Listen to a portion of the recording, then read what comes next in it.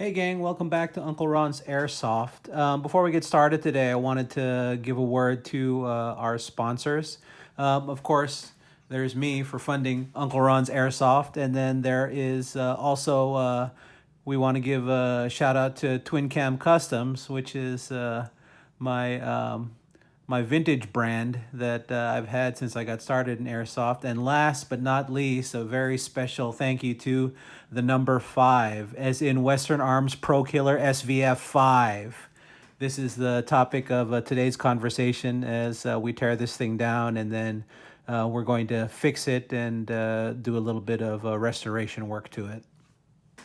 Okay, guys, so a little bit about the Prokillers, especially, and this one that we're talking about now. So the Prokillers came in some different iterations here. What we have here is the SVF5, the 5-inch version. This also came in a 3.9, and I think there was also an SVF6. The 3.9 came as a 3.9 inch with a block on the front, compensating block. It really wasn't ported like you would expect from a compensator. It was more like an extra weight out front to try to what would conceivably give more control during full auto fire because of the extra weight on the front and the fact that the thing had a short slide, so the cyclic rate was higher because it was able to cycle faster. In this case, what we have here, as I said before, is the SVF5. Before we get ahead of ourselves, there was another version which I'm particularly fond of, and that was the Gigant. So the Gigant was a 3.9 slide, and it had a huge extended forward section. So you were giving yourself carbine performance in what was considered an oversized pistol package. And then there was the top of the line Gigant that had a folding stock on it, had a monopod, had a bipod. The thing was pretty cool, but ultimately it was really just another field toy. I don't really know anyone that fielded one of those, although I did have a friend that did field his standard Gigant, which was just the oversized pistol. I got a chance to work on that, which I really enjoyed because the range was stupid on that thing with the long barrel. So let's get back to this one.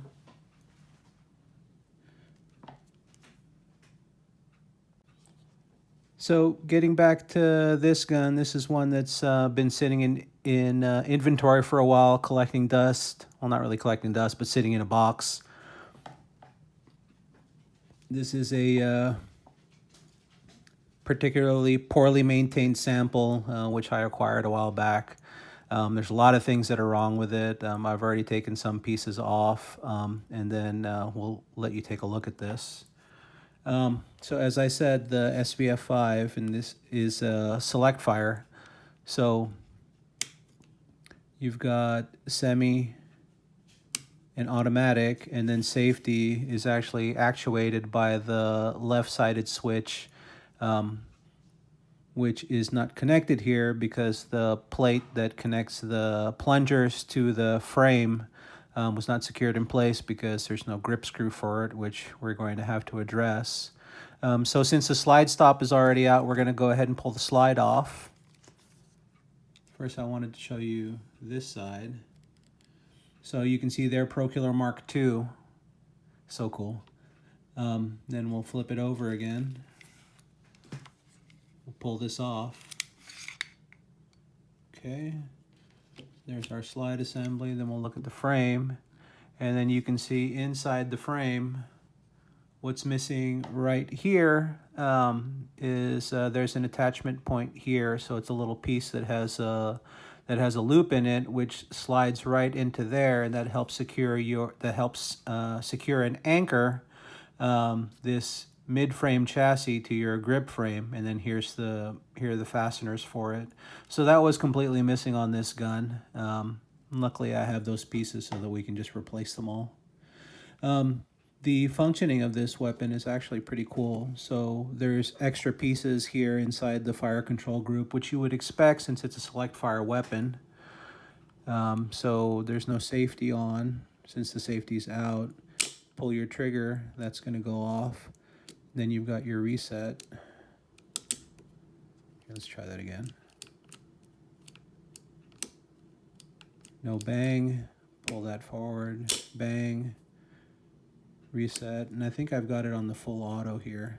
So when you pull back again, and you've still got the lever pushed forward here, even though I haven't let go of the trigger yet, it's not going to do a disconnect and it's going to come forward again, which means we've got it in full auto. So if we flick this thing up into semi, I've got the trigger down, hit the disconnector, hit the switch over here to get the party on the road, and then recock, and we're ready to go again.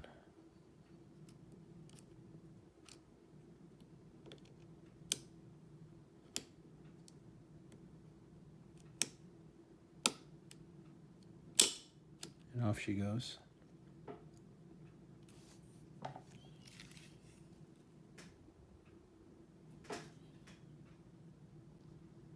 Okay, here looking at the slide group, there's a number of issues here, and I will show you the main one. Push this forward, and then normally you would unscrew your outer barrel from the inner barrel assembly, but in this case the thing is completely busted. So the threads are intact here on the outer barrel, and on the inner barrel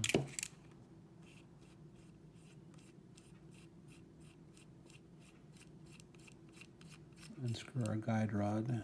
There's one, out she comes. There's the other half. I was thinking about using a lightweight polymer guide rod on the front to take some of the weight out, but then that would increase the perceived recoil when we went cyclic with this thing. Okay, so that comes out, and you can see the barrel hood is completely cracked, and the threaded portion is separated, probably from all the sustained full auto fire. And then I don't know if the camera can pick it up here, but you can see there's a lot of scoring here from rapid fire as it's been cycling in and out of the inner barrel. So this has spent a lot of time in full auto. And if we put it back inside, one of the notable things that you can see here is that on a conventional Magna R-type assembly, there would be a bushing ball up here with an O-ring front and back to secure that bushing in place, and then it would center it here inside the outer barrel. What you'll notice here with the Prokiller setup is that the outer barrel is actually a smaller diameter inside, so that it does not require that barrel bushing, because at the end you can see that that outer barrel assembly is sized so that the inner barrel is already concentric with the outer barrel, and we just need that one O-ring to help keep it in place. So you can see there, as it goes in and out of battery, what happens with the inner barrel. And you can see here that there's no bushing there. It's just that O-ring that's interfacing with the outer barrel here.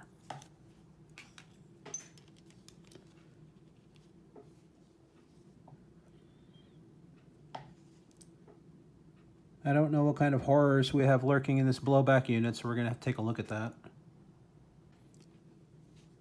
So the blowback units on these were secured through a top screw. So once you get your Allen wrench and loosen up the fastener there, your rear sight comes off.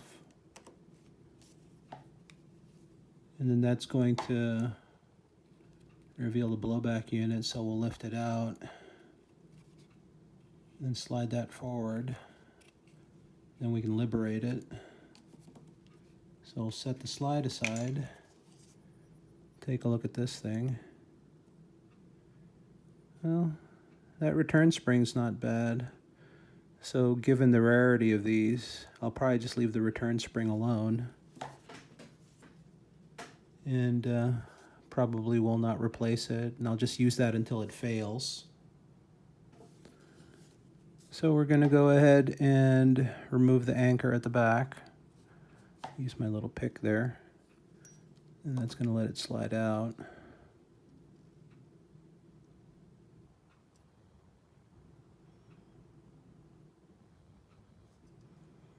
So that actually does not look terrible.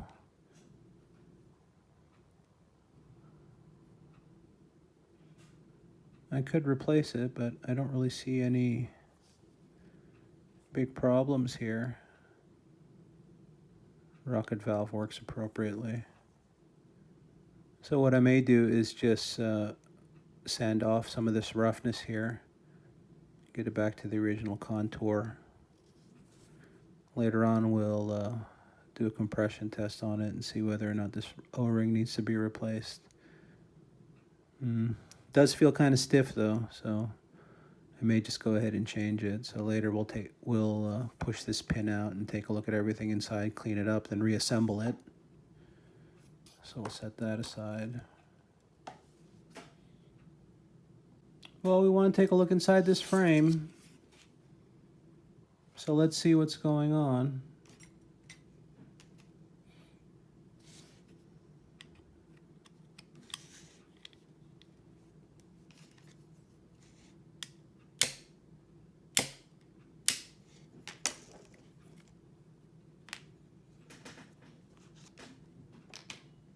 There goes our mainspring pin.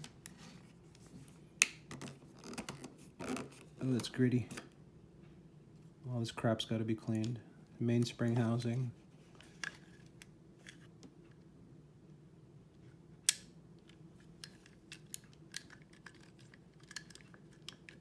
Let's take this off. Oh, that's right.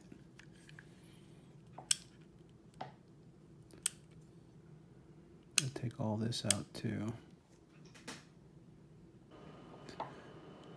So as you saw from the previous 911 takedown video, everything here on this side of the frame is the same with regards to removing your safety, because only this left side is functioning as a safety. The other side is your actual selector.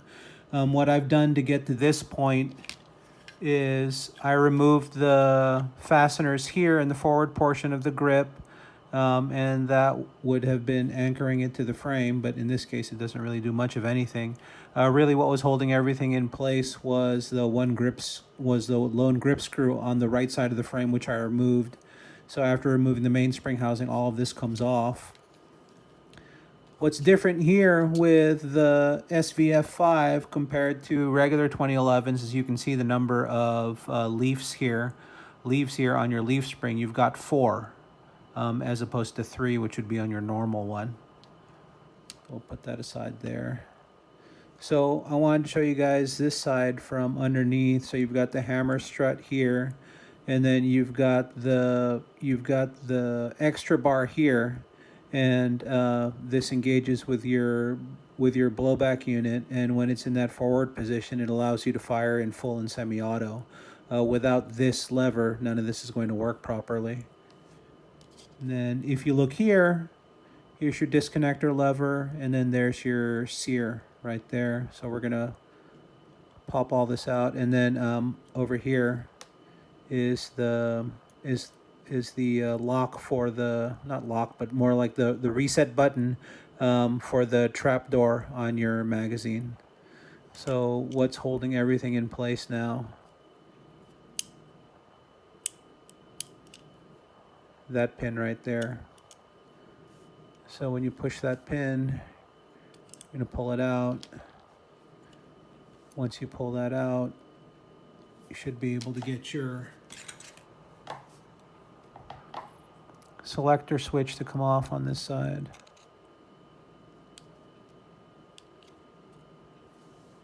There you go. Beaver tail has come off.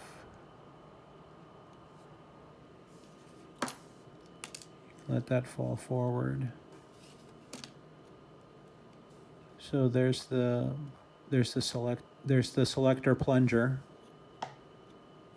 Now this comes out.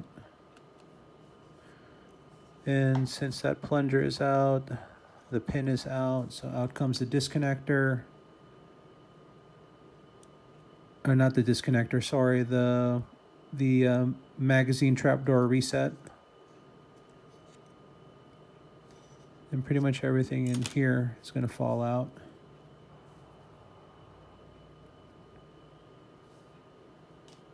So there's that lever that's specific for your full auto. There's your sear. The shape of the sear is a little bit different from a standard one, and that's to accommodate that full auto. And here,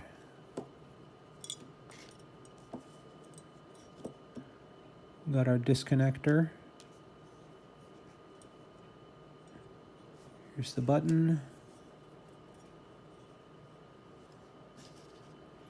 And the spring is still here inside the frame, so we want that to come out too. And what you're left with is a naked frame. So later what I'm going to do is I'm going to compress the firing pin, and then I'm going to move the trapdoor up so I can remove the firing pin, and then I'm going to go ahead and measure that, see how long it is, and see if I have another OEM firing pin here that is just a little bit longer, so that we can get more of a positive stroke when we hit that valve button. See if we can get it go forward just a little bit more, release just a little bit more gas, and give us a small increase in FPS, because that's how they design those things whenever you go to the steel firing pins. So we'll see if we've got one that's just a little bit longer so that our gas efficiency doesn't suffer too much in the name of some extra FPS. All right, so I'm going to try to show you how this firing pin comes out and not have it shoot all over my house here. So if I can get this to compress, there. So we've got it compressed, and then what you've got, so now the firing pin is completely compressed against the return spring. And then now what you're going to want to do is see if it's loose enough. You should be able to take your trap door up. So the trap door has come up. There, I'm facing it down, so that's going to be the orientation when it goes back into its slot. And here you have to catch the firing pin slowly. So there's the firing pin.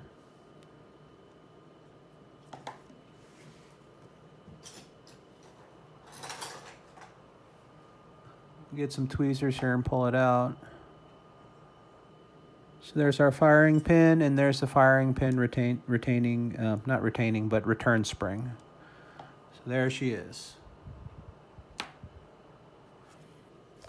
Firing pin, return spring, retaining plate there. So now this frame is completely naked. So what we're going to do now is we're going to clean that thing up, get all the gunk out of it, degrease it, and then we're going to take our stash of firing pins here and see if we can find a longer one. Then we're going to bag this and label that as our OEM SVF5 firing pin, so we can just set that aside just in case we don't like what happens with the longer OEM firing pin. So here's another disappointment in a long list of disappointments for this gun.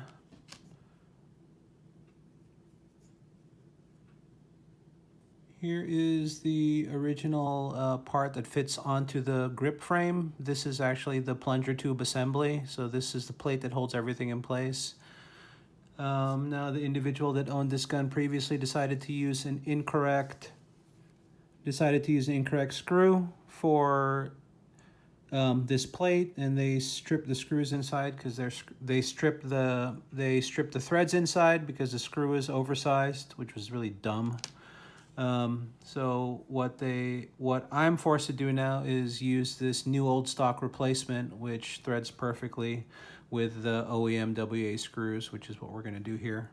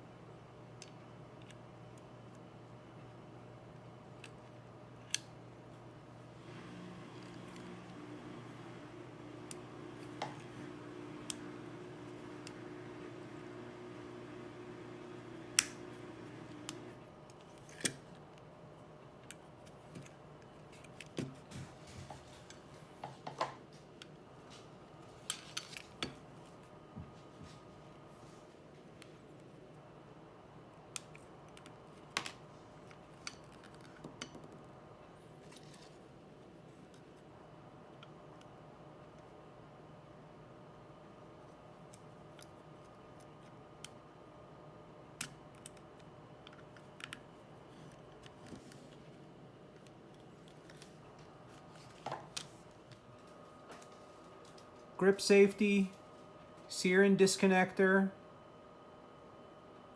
full auto and semi engagement bar, trigger bar. So your sear spring should just be, your sear spring or leaf spring should just be laying across all these structures. It shouldn't go underneath anything.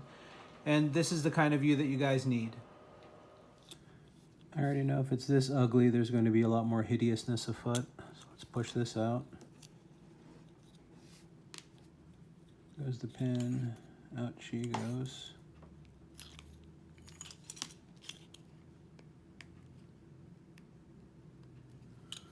Okay, that's just going to rip the O-ring, which I don't want to do. Okay.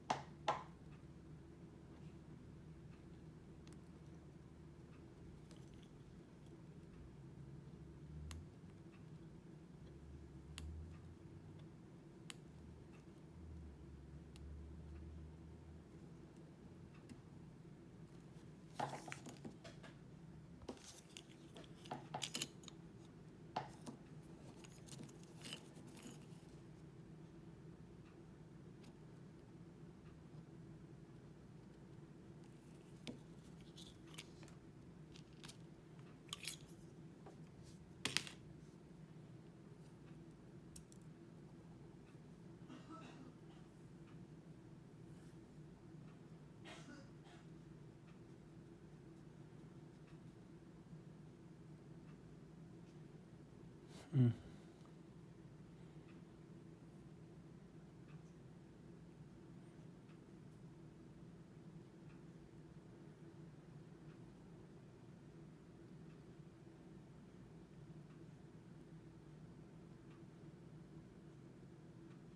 I can already see where that inner barrel lock's cracked, so we're going to have to address that and replace it.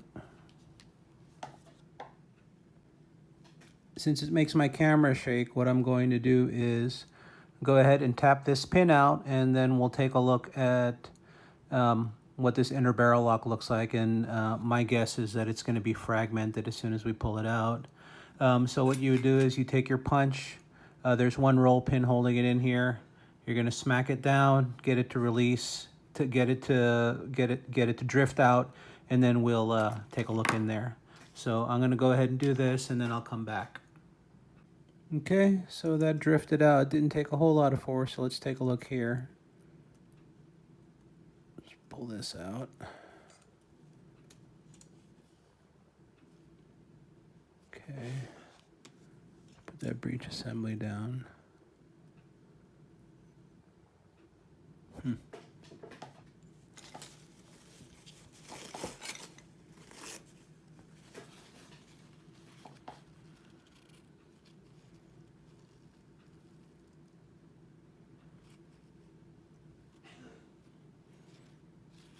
Okay, so there's going to be fragments still left inside. You can see where it's come apart here.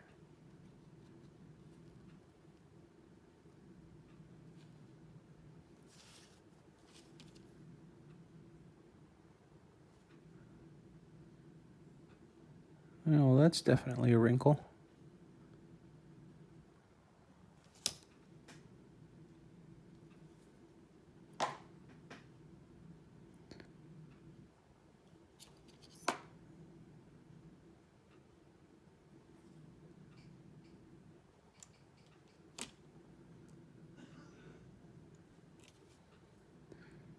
Well, this is a big problem. We've got no hop rubber, and we've also we're also missing the bucking spacer that goes on the bottom that actually provides tension. So I gotta track that down now. Happy day. And now what we have here is a rejuvenated Prokiller inner barrel assembly, and you can see that we've got the shooter's design inner barrel lock in place there. It's got the nice hop rubber that was inside the Wilson. And we're going to put everything back together here and then see how it does. So one of the last things that we had to do is remove the finish from the barrel because it was total crap. So we've got it set up here in my vise, and then we're just using our sandpaper to follow the contour of the barrel. In doing it this way, you don't risk any flat spots as your paper is following the contour. And as you can see, works quite well. So we're going to keep doing this. We'll remove the bulk of the finish on here, and then after that I'll get out a rotary tool, and then we're going to polish this up with some compound. We'll also address the parts that are left up here on the tip. All right, so we did manual sanding, and then we used a wire wheel to get at the threads.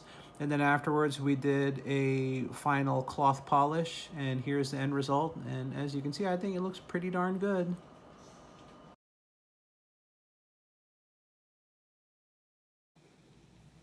Well, guys, after a whole lot of work, here she is, the Western Arms Prokiller Mark II SVF5. Previously, I had gone with silver magazine catch, and after some thought, I decided to remove that and go back to the original Prokiller magazine catch because the patina matched the rest of our controls here.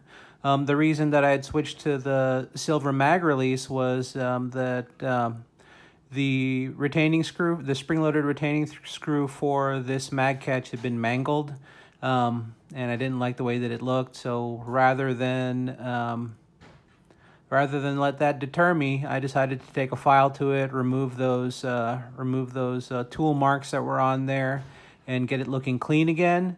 And so we put the original mag catch back in, and I think overall the effect is nice. We went with a SV Magwell because I think a gun this big to look properly balanced really needs a magwell, and it just grips better. It's faster handling with the magwell, and you get better mag changes, which of course is the whole point of having that thing on there. As we discussed previously, we went with Garter stainless steel full auto hammer, which the thing's just awesome. I love it. We upgraded from our 15.5 millimeter firing pin up to another Western Arms OEM firing pin that's longer at 18.3 millimeters. Still don't know whether I like that, but it's on there, and then we'll see how it does, and if I don't like it, we'll switch back to the 15.5. And then if we flip it over and take a look at it here, you can see that we changed over from the original black Infinity chamber hood over to a silver Infinity chamber hood. I like the contrast, and that black one, as you saw at the beginning of the video, is just totally trashed. So to make all of this match, as I showed you previously, we went ahead and removed the finish on our outer barrel. Then we polished that to match. So our chamber hood and our outer barrel are now matching. And I really like the way it turned out. And look at how nicely that inner barrel rides inside that outer barrel. It's perfectly concentric. It's got an O-ring in there to keep it nicely spaced. Let's take a look at the other side too. It's really a nice change from where we were at the beginning.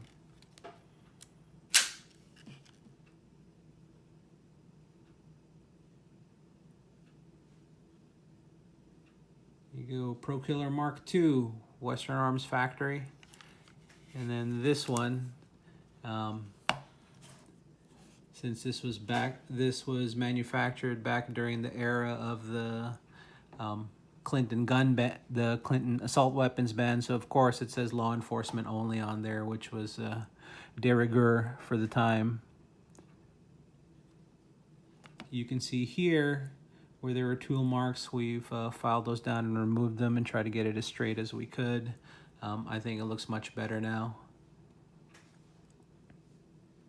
And then as you can see, the patina on our chassis, our controls, they all match. I think those black grip screws that were patinaed as well were also a nice match for this. Overall, I think all over the gun, the amount of wear that it's showing is honest and everything matches.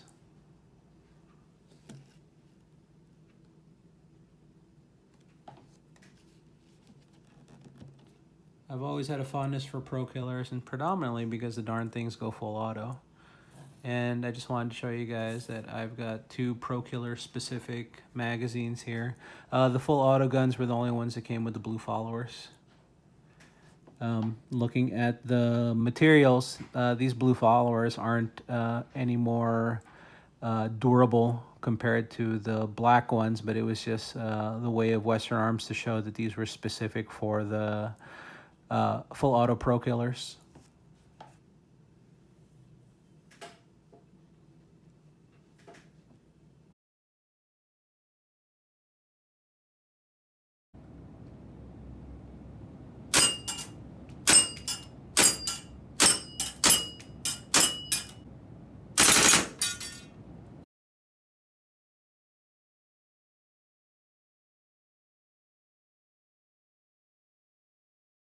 SVI 6.0.